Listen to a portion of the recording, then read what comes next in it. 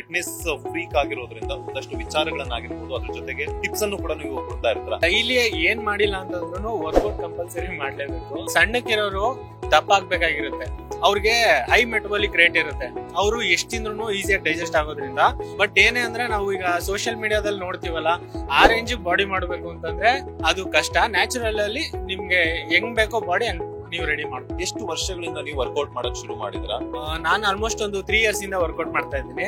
ಒಂದೊಂದು ವರ್ಕೌಟ್ ಅಂತ ಇರುತ್ತೆ, ಸೊ ಇಷ್ಟೇ ಟೈಮಿಂಗ್ಸ್ ಅಂತ ಏನಾದ್ರು ಇರುತ್ತವ? ಏನ್ ಗೊತ್ತಾ, ಈಗ ಎಲ್ಲರೂ ಅಷ್ಟೇ, ಈಗ ಬಾಡಿ ಬಿಲ್ಡ್ ಮಾಡ್ಬೇಕು ಅಂದ್ರೆ ಕೆಲವೊಬ್ಬರಿಗೆ ಬೈಸಿಪ್ಸ್ ಜಾಸ್ತಿ ಮಾಡ್ಬೇಕು ಅಂತ ಆಸೆ ಇರುತ್ತೆ. ಸ್ಕಿನ್ ಕೇರ್ ಮತ್ತೆ ಹೇರ್ ಕೇರ್ ಅನ್ನೋದು ಬರೀ ಫಿಟ್ನೆಸ್ ಜೊತೆಗೆ ಇದು ಕೂಡ ತುಂಬಾ ಇಂಪಾರ್ಟೆಂಟ್ ಆಗುತ್ತೆ. ನೀವು ಒಳ್ಳೆ ಫುಡ್ಸ್ ನ ಇಂಟೇಕ್ ಮಾಡ್ತಾ ಇದ್ರೆ, ಬಾಡಿಗೆಲ್ಲ ನೀವು ಒಳ್ಳೇದೇ ಕೊಡ್ತಾ ಇದ್ರೆ, ಒಳ್ಳೆ ತರಕಾರಿ, ಒಳ್ಳೆ ಹಣ್ಣುಗಳು ಎಲ್ಲ ಕೊಡ್ತಾ ಇದ್ರೆ, ನಿಮ್ಗೆ ಆಟೋಮೆಟಿಕ್ ನಿಮ್ ಫೇಸ್ ಅಲ್ಲಿ ಗ್ಲೋ ಬರುತ್ತೆ.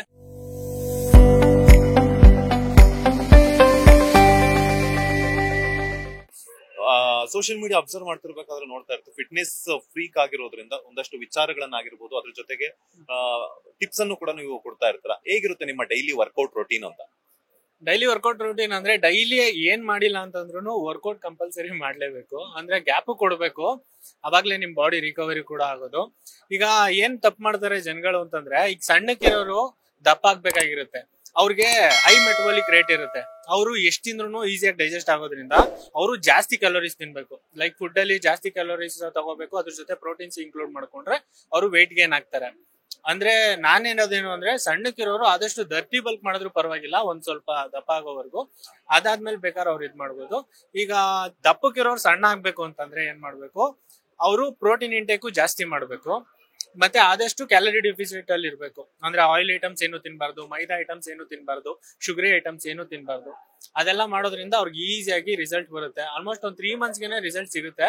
ಬಟ್ ಏನೇ ಅಂದ್ರೆ ನಾವು ಈಗ ಸೋಷಿಯಲ್ ಮೀಡಿಯಾದಲ್ಲಿ ನೋಡ್ತೀವಲ್ಲ, ಆ ರೇಂಜ್ ಬಾಡಿ ಮಾಡ್ಬೇಕು ಅಂತಂದ್ರೆ ಅದು ಕಷ್ಟ. ನ್ಯಾಚುರಲ್ ಅಲ್ಲಿ ನಿಮ್ಗೆ ಹೆಂಗ್ ಬೇಕೋ ಬಾಡಿ ನೀವು ರೆಡಿ ಮಾಡ್ಬೋದು. ಈಗ ಎಷ್ಟು ವರ್ಷಗಳಿಂದ ನೀವು ವರ್ಕೌಟ್ ಮಾಡಕ್ ಶುರು ಮಾಡಿದ್ರ? ಅಂಡ್ ಬಿಫೋರ್ ವರ್ಕೌಟ್ ಏನೆಲ್ಲ ಫುಡ್ ತಗೊಂತೀರಾ, ಅಂಡ್ ಆಫ್ಟರ್ ವರ್ಕೌಟ್ ಏನೆಲ್ಲ ಫುಡ್ ತಗೊಂತೀರಾ ನೀವು ಅಂತ? ನಾನು ಆಲ್ಮೋಸ್ಟ್ ಒಂದು 3 years ಇಂದ ವರ್ಕೌಟ್ ಮಾಡ್ತಾ ಇದ್ದೀನಿ. ಬಿಫೋರ್ ವರ್ಕೌಟ್ ಏನು ಅಂತಂದ್ರೆ, ಒಂದು ಬ್ಲಾಕ್ ಕಾಫಿ, ಬನಾನಾ, ಅದೆರಡೇ ಸಾಕು, ಬೇರೆ ಏನು ಬೇಡ. ಅದೆರಡು ತಗೊಂಡ್ರೆ ಸಾಕು ನಿಮಗೆ ಪ್ರೀ ವರ್ಕೌಟ್. ಪೋಸ್ಟ್ ವರ್ಕೌಟ್ ನೀವು ಫುಡ್ ಅಲ್ಲಿ ಏನಾದ್ರು ಇಂಟೇಕ್ ಮಾಡ್ತೀರಾ ಅಂತಂದ್ರೆ ಎಗ್ಸು ಚಿಕನ್ ತಗೊಳ್ಳಿ, ಅದೇ ಮೇನ್ ಫಸ್ಟ್. ಅಕಸ್ಮಾತ್ ಅದ್ ನಿಮ್ ಕೈಲಿ ಆಗಿಲ್ಲ ಅಂತಂದ್ರೆ, ನಿಮ್ಗೆ ಅದನ್ನ ಪ್ರಿಪೇರ್ ಮಾಡ್ಕೊಂಡು ತಿನ್ನೋ ಅಷ್ಟರಲ್ಲಿ ಟೈಮ್ ಸಾಲಲ್ಲ ಅಂತಂದ್ರೆ ನೀವು ಬೇಕಾದ್ರೆ ಪ್ರೋಟೀನ್ ಶೇಕ್ಸ್ ತಗೋಬಹುದು, ಒಳ್ಳೆ ಬ್ರ್ಯಾಂಡ್ ಇರೋದು. ಈಗ ಲೈಕ್ ಮಸಲ್ ಪ್ಲೇಸ್ ಅಥವಾ ದೊಡ್ಡ ದೊಡ್ಡ ಬ್ರ್ಯಾಂಡ್ಸ್ ಯಾವ್ದಿದೆ, GNC, ಆ ತರದ್ದು ತಗೋಬೇಕಾಗುತ್ತೆ. ಪ್ರತಿದಿನನೂ ಒಂದು ವಿಭಿನ್ನವಾಗಿ ಒಂದೊಂದು ವರ್ಕೌಟ್ ಅಂತ ಇರುತ್ತೆ, ಸೊ ಇಷ್ಟೇ ಟೈಮಿಂಗ್ಸ್ ಅಂತ ಏನಾದ್ರು ಇರುತ್ತೆ ವರ್ಕೌಟ್ ಮಾಡೋದಕ್ಕೆ? ಯಾಕೆಂತಂದ್ರೆ ನಮ್ಮ ಕೆಲವರೆಲ್ಲ ಹೇಳ್ತಿರ್ತಾರೆ, ಫಿಟ್ನೆಸ್ ಫ್ರೀಕ್ ಆಗಿರ್ಬೋದು ಅಥವಾ ಗೈಡ್ಲೈನ್ಸ್ ಕೊಡ್ತಿರುವಂತರು ಕೋಚ್, ಜಿಮ್ ಕೋಚ್ ಎಲ್ಲಾನು ಕೂಡ ಬೇಗ ಮಾಡ್ಬೇಕು ಅನ್ನೋದು. ಅದ್ರ ಜೊತೆಗೆ ಸ್ವಲ್ಪ ಗ್ಯಾಪ್ ಕೊಟ್ಟರು ಕೂಡ ಅದು ಸ್ವಲ್ಪ ಆ ವರ್ಕೌಟ್ ಬೀಳಲ್ಲ ನಮ್ಮ ಮಸಲ್ಗೆ ಏನ್ ನಾವು ವರ್ಕೌಟ್ ಮಾಡ್ತಿರ್ತೀವಿ ಅಂತ. ಸೊ ಆತರ ನಿಮ್ಗೆ ಎಕ್ಸ್ಪೀರಿಯನ್ಸ್ ಏನಾದ್ರು ಆಗಿದ್ಯಾ ಅಂತ? ಹೌದು. ಏನ್ ಗೊತ್ತಾ, ಈಗ ಎಲ್ಲರೂ ಅಷ್ಟೇ, ಈಗ ಬಾಡಿ ಬಿಲ್ಡ್ ಮಾಡ್ಬೇಕು ಅಂದ್ರೆ ಕೆಲವೊಬ್ಬರಿಗೆ ಬೈಸಿಪ್ಸ್ ಜಾಸ್ತಿ ಮಾಡ್ಬೇಕು ಅಂತ ಆಸೆ ಇರುತ್ತೆ. ಅವ್ರು ಏನ್ ಮಾಡ್ತಾರೆ, ವಾರದಲ್ಲಿ ಒಂದ್ 2 ದಿನ 3 ದಿನ ಮಾಡಿದ್ರೆ ಏನು ಪ್ರಾಬ್ಲಮ್ ಇಲ್ಲ. ಡೈಲಿ ಹೋಗಿ ಬೈಸಿಪ್ಸ್ಗೆ ಹೊಡೆಯೋದು, ಅದು ನಿಮ್ಗೆ ರಿಕವರಿ ಆಗಕ್ಕೆ ಟೈಮ್ ಕೊಟ್ಟಿರಲ್ಲ ನೀವು. ಮತ್ತೆ ಇನ್ನೊಂದ್ ಏನ್ ತಪ್ಪು ಮಾಡ್ತಾರೆ ಅಂತಂದ್ರೆ, ನೀವು ಮ್ಯಾಕ್ಸಿಮಮ್ ಕೌಂಟ್ 6 to 12 reps ಇಲ್ಲ 14 reps ಮಾಡ್ಬೇಕು. ಅದಕ್ಕಿಂತ ಜಾಸ್ತಿ ಮಾಡಿದ್ರೆ ಅದು ಎಂಡ್ಯೂರೆನ್ಸ್ ಟ್ರೈನಿಂಗ್ ಆಗುತ್ತೆ, ಅವಾಗ ನಿಮ್ಗೆ ಮಸಲ್ ಬಿಲ್ಡಿಂಗ್ ಆಗಲ್ಲ, ಜಸ್ಟ್ ಫ್ಯಾಟ್ ಲಾಸ್ ಆಗ್ತಾ ಹೋಗುತ್ತೆ. ಸೊ ಅದಕ್ಕೇನೆ ನೀವು ಮಸಲ್ ಬಿಲ್ಡ್ ಮಾಡ್ಬೇಕು ಅಂತಂದ್ರೆ, ನೀವು ಆಲ್ಮೋಸ್ಟ್ ಎಲ್ಲರೂ ಯೂಸ್ ಮಾಡೋದೀಗ ಪುಷ್ ಪುಲ್ ಡೇ ಅಂತ, ಈ ಸ್ಪ್ಲಿಟ್ ನೇ ಆಲ್ಮೋಸ್ಟ್ ಯೂಸ್ ಮಾಡ್ತಾರೆ. ಯಾಕಂದ್ರೆ ನೀವು ಡೈಲಿ ಒಂದೊಂದ್ ಮಸಲ್ ಟ್ರೈನ್ ಮಾಡ್ತಾ ಹೋದ್ರೆ ನಿಮ್ಗೆ ಮಸಲ್ ಬಿಲ್ಡಿಂಗ್ ಚಾನ್ಸಸ್ ವರ್ಷದಲ್ಲಿ ಕಮ್ಮಿ ಇರುತ್ತೆ.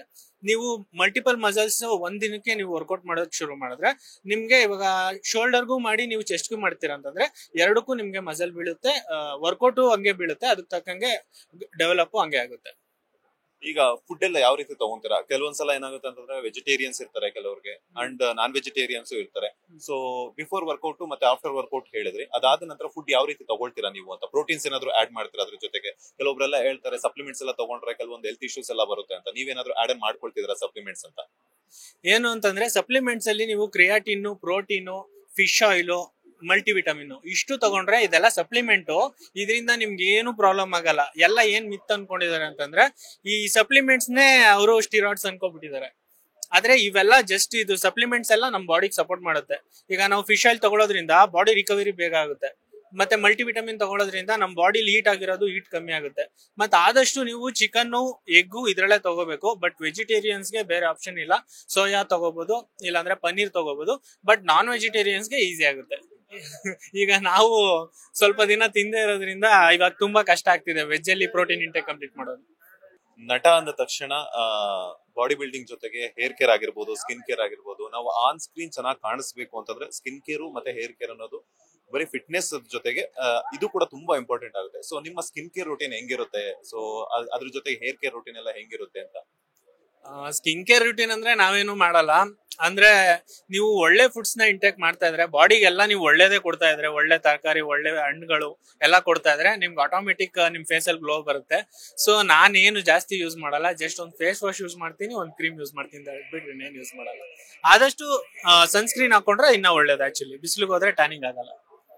ಹೇರ್ ಕೇರ್ ಯಾಕಂತಂದ್ರೆ ಕೆಲವೊಂದ್ಸಲ ಪಾತ್ರಕ್ಕೆ ತಕ್ಕಂಗೆ ಚೇಂಜಸ್ ಮಾಡ್ಕೊಳ್ತಾ ಇರ್ತಾರೆ. ಕರ್ಲಿ ಹೇರ್ಸ್ ಇರುತ್ತೆ, ಸ್ಟ್ರೈಟ್ನಿಂಗ್ ಮಾಡಿಸ್ತಿರ್ತೀರಾ, ಎಷ್ಟು ದಿನಕ್ಕೊಮ್ಮೆ ಆಯಿಲ್ ಅಪ್ಲೈ ಮಾಡ್ತಿರ್ತೀರಾ, ಅದಕ್ಕೆ ಏನಾದ್ರೂ ಹೇರ್ ಲಾಸ್ ಆಗ್ತಾ ಇರುತ್ತೆ, ಸೊ ಹೇರ್ ಸ್ಪ್ರೇ ಎಲ್ಲ ಯೂಸ್ ಮಾಡ್ತಿರ್ತೀರಾ.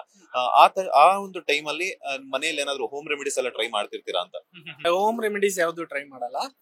ಅಂದ್ರೆ ನೀವು ಹೇರ್ ಕೇರ್ ಮಾಡ್ಬೇಕು ಅಂತಂದ್ರೆ ಈಗ ಸದ್ಯಕ್ಕೆ ಡರ್ಮಾ ರೋಲರ್ ಯೂಸ್ ಮಾಡಿ, ಅದ್ರ ಜೊತೆ ನಿಮ್ಗೆ ಇದು ಬರುತ್ತೆ, ಮಿನಾಕ್ಸಿಡಿಲ್ ಸ್ಪ್ರೇ ಅಂತ ಬರುತ್ತೆ, ಅದ್ರ ಜೊತೆ ಯೂಸ್ ಮಾಡಿ. ನಿಮ್ಗೆ ಆಲ್ಮೋಸ್ಟ್ ಎಷ್ಟೇ ಹೇರ್ ಲಾಸ್ ಆಗ್ತಾ ಇದ್ರು ಹೊಸದು ನಿಮ್ಗೆ ರೀಗ್ರೋತ್ ಆಗುತ್ತೆ. ಬೇರೆ ಏನೇ ನೀವು ಆಯಿಲ್ನು ಅಪ್ಲೈ ಮಾಡ್ಬೇಕು ಕಂಟಿನ್ಯೂಸ್ ಆಗಿ, ಬಟ್ ಇದು ಯೂಸ್ ಮಾಡೋದ್ರಿಂದ ನಿಮ್ಗೆ ಲಾಸ್ ಆಗಿರೋ ಹೇರ್ ರೀಗ್ರೋತ್ ಆಗೋ ಚಾನ್ಸಸ್ ಜಾಸ್ತಿ ಇರುತ್ತೆ.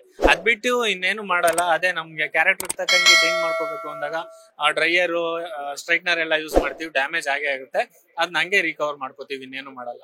ಲೇಟೆಸ್ಟ್ ಹಾಗೂ ಇಂಟ್ರೆಸ್ಟಿಂಗ್ ಸುದ್ದಿಗಳಿಗಾಗಿ ಬಾಸ್ ಟಿವಿ ಕನ್ನಡ ಚಾನೆಲ್ನ ಸಬ್ಸ್ಕ್ರೈಬ್ ಮಾಡಿ, ಹಾಗೆಯೇ ಬೆಲ್ ಐಕಾನ್ ಪ್ರೆಸ್ ಮಾಡಿ. ಇದರ ಜೊತೆಗೆ ಫೇಸ್ಬುಕ್, ಇನ್ಸ್ಟಾಗ್ರಾಮ್, ಎಕ್ಸ್ ನಲ್ಲೂ ಮಿಸ್ ಮಾಡದೆ ಫಾಲೋ ಮಾಡಿ.